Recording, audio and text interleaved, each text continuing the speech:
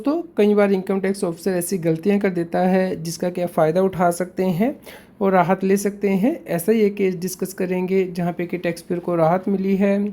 दोस्तों income tax के regular update के लिए CS Satbir Singh YouTube channel को सब्सक्राइब कर लें ताकि आपको रेगुलर अपडेट मिल सकें, आप टैक्स की प्लानिंग कर सकें और पेनल्टी से बच सकें। दोस्तों केस के फैक्ट इस प्रकार हैं। टैक्स पेयर की असेसमेंट की गई, लेकिन दोस्तों इनकम टैक्स का नोटिस जारी करने वाला ऑफिसर अलग था और इनकम टैक्स की असेसमेंट ऑर्डर पास करने वाला ऑफिसर अलग था।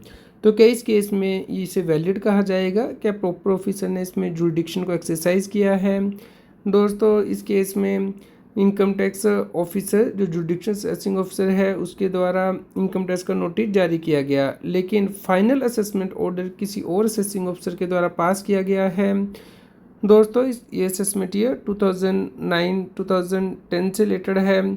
तो यहाँ पे टैक्स पेयर का जो कैपिटल गेन था वो हुआ था, लेकिन उसने अपने इनकम टैक्स के रिटर्न में नहीं दिखाया था, जिसके बाद के ITO वार्ड 3 के इनकम टैक्स ऑफिसर के द्वारा टैक्स पेयर को नोटिस जारी किया गया असेसमेंट करने के लिए।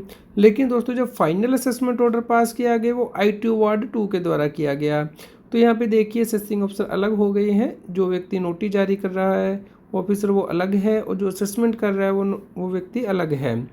तो दोस्तों इस केस में कोर्ट के द्वारा रूलिंग SSC के फेवर में दी गई है। इस केस में असेसमेंट को इनवैलिड माना गया है, इलीगल माना गया है, बिना अथॉरिटी ऑफ लॉ माना गया है, क्योंकि इस केस में जिस ऑफिसर ने असेसमेंट की है उसे नोटिस जारी नहीं किया था।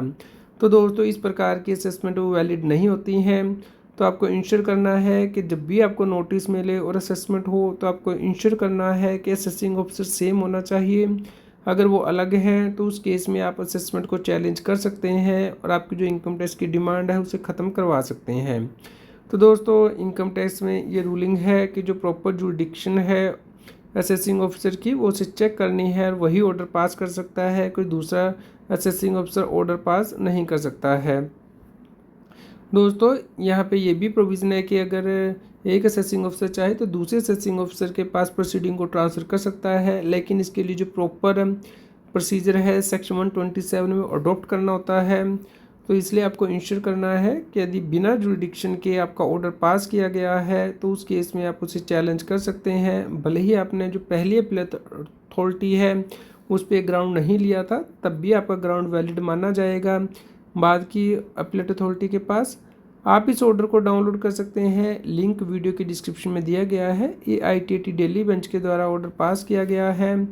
दोस्तों इसी प्रकार के रेगुलर अपडेट के लिए CS Satbir Singh YouTube channel के साथ व्हाट्सएप चैनल को भी सब्सक्राइब कर लें। QR कोड स्क्रीन पे दिया गया है। कृपया लाइक करें और शेयर करें ताकि सभी लोगों तक ये जानकारी पहुंच पाए और वो टैक्स की कॉम्प्लायंस कर सकें और टैक्स डिमांड को ख़त्म करवा सकें। अगर आपका कोई क्वेश्चन हो तो आप हमें कमेंट करके ज़रूर बताएं।